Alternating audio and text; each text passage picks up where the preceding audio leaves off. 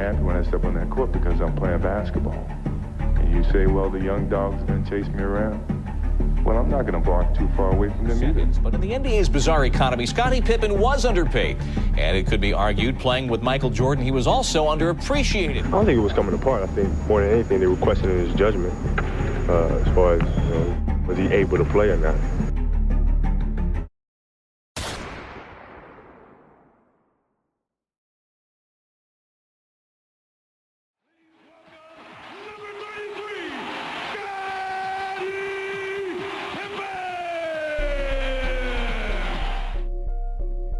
In the Last Dance documentary, I think Scottie Pippen really didn't get much respect. Like, they pointed out more of his negatives and more of his downfalls really than they did his positives. So I can understand why he was a bit upset about that.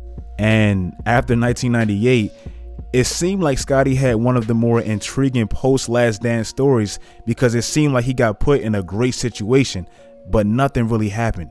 He signed with Houston, and soon enough, he realized how fortunate he was to actually play with the GOAT. He was playing alongside an old, kind of washed up Hakeem and an out of shape, really not determined Barkley, and it just didn't work out, and that's putting it lightly. And for him to want to leave after 1 year just disappointed me greatly. I wouldn't get Charles Barkley an apology at gunpoint, so he could never expect an apology from me. If anything, he owed me an apology for coming and play with his sorry fat butt. He really couldn't quite find his exact fitting in Houston's offense, and the numbers showed it. He put up some of his worst stats of his career. Also, Barkley and Scottie, they just couldn't quite see eye to eye, and they ended up losing in just 5 to a young Kobe and Shaq who didn't even have Phil Jackson yet. Surprising absolutely no one, Scottie asked for a trade, and once Phil Jackson took the job in LA, Scottie really wanted to go to LA.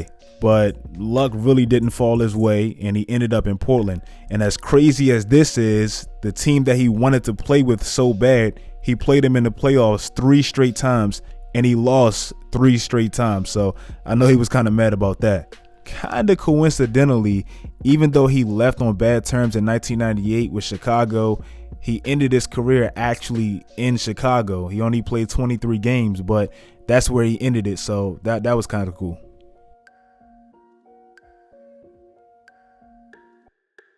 Ron Harper, the oversized defensive point guard, he was actually one of the ones that survived Jerry's rebuild.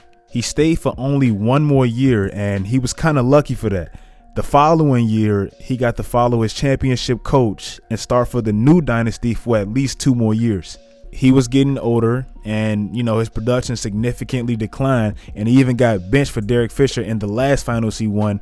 But he did end out on top, and he won 2 straight championships to close out his career. So that's good for Ron Harper. Just trying to clear himself. He gets hit in the chin. Here's Kerr for 3. Yes! Jackson changed his mind. Good decision. Kerr with another 3. Yes! Similar to Ron Harper, Steve Kerr is another one of the lucky ones post Last Dance. Really both on and off the court, Steve definitely got the better end of the stick for sure. Right after winning in 1998, he got traded to the Spurs, where he actually had his own 4-peat. Still to this day, he's the only player in modern day history to have his own 4-peat. And at the time, he was the only player to win consecutive titles with 2 different teams. He was by himself until, the GOAT himself did it last year. Somebody get this man in LA. Also for Steve Kerr, he got to learn and study under 2 of the greatest coaches in NBA history, if not the 2 best coaches in NBA history. So that helped his career out too. For somebody that wasn't even really recruited out of high school, his resume is pretty stacked. 5 championships as a player and 3 added as a coach. I mean, that's pretty impressive. 24 hours ago, several hours after Kurt Rambis sent him home from practice for showing up a little late again and looking for his shoes and socks. What do you think his future is? Does he even know what his future is in terms of basketball-wise? Kenny, I don't think he has a future in basketball anymore. Dennis Rodman after Chicago, I mean, he really self-destructed. As we already seen in the documentary, he was already like a loose cannon with the stability of Phil Jackson, MJ, Scottie, the Dynasty, all that. But once he lost that, he spiraled completely out of control. In 1999, after they was trying to blow the whole thing up, he got released by Chicago and he joined LA immediately. Right when he joined LA, he was an immediate problem. He constantly showed up late. He didn't really gel with the team, and he was released after only 23 games right before the playoffs. I mean, even a young 19-year-old Kobe that was on a bench at the time, he even said when a guy constantly shows up late, he has to be cut. I mean, it's justified. But he got another chance, and he got to go back to the city where he's from, and that one was even worse. In only 12 games played, the man got ejected, and he racked up 6 technical fouls in that short time span. Even though he was averaging like 14 boards a game, which is extremely productive, his erratic behavior just outweighed his production, and to me, it prematurely ended his career. The Mavericks, who already had a little bit of drama outside of Dennis, they had no choice but to cut Rodman, and that ended his career.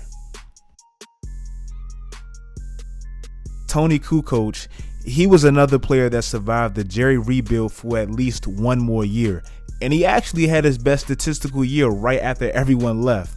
But after that, he pretty much became a journeyman. He got traded to Philly mid-season. Then the following season, he got traded to Atlanta mid-season. And after that, he just really never found a steady home again. He ended his career in 2004 pretty much as a rotation player for the Milwaukee Bucks. Every other player on that roster, their careers pretty much died the day Jordan left Chicago for the last time. Luke Longley, he signed with Phoenix, but injuries quickly derailed his career, so he retired 2 years later. Scott Burrell, I mean, it seemed like he definitely needed that Jordan tough love, because after Jordan left, he only lasted 2 more years and he retired. Bill Winnington, probably another one who needed that Jordan tough love. He only lasted 2 more years. And pretty much everyone else, the last dance was literally their last dance.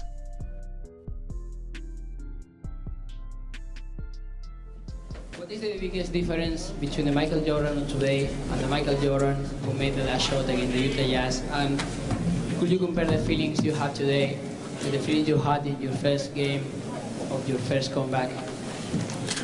I guess the difference is I'm a little bit older than when I was the last time I shot the ball. Game's a little bit different. My teammates a little bit different. Obviously, the outcome tonight was a little different than what I wanted. But I feel good about myself, and I feel good about what the team did tonight. But we have to continue to work in the right direction. So hopefully I answered your question. In 2001, after playing Jerry Krause for the Washington Wizards, he got tired of that and he decided, man, I want to play basketball again. Last time he retired, it was 1.5 years and he was still playing baseball, staying active. This time it was 3 years and he was 38 years old. He was a little bit heavier and he was smoking cigars, as you know. It just wasn't the same. He had his moments, but his game pretty much consisted of jumpers, contested fadeaways. He didn't really drive to the basket, hence why he averaged his lowest amount of free throws in his career, and he just wasn't really an efficient player. He gave it 2 more years before he officially hung him up, and that was the GOAT as we knew him. And as far as the Bulls, basically they parted ways with Phil. He took a year off before he started his new dynasty, and the Bulls, they couldn't win 30 games for the next 6 years. Jerry Krause made terrible GM decisions, drafting Elton Brand, trading him, getting Tyson Chandler and Eddie Curry, which was kind of weird from the jump. And they haven't been back to the finals in 22 years. I guess this is what happens when you break up a dynasty too fast. I hope you guys enjoyed this video. If you did, make sure you guys leave a like. I know my schedule has been terrible lately, but I have another video coming out tomorrow and another one Sunday. A lot more content coming out soon, so make sure y'all turn on notifications, like, subscribe, and all that stuff. It helps me out. If you guys did like the video, follow my social media sites, do all that great stuff, guys. And until next time, as always, stay tuned.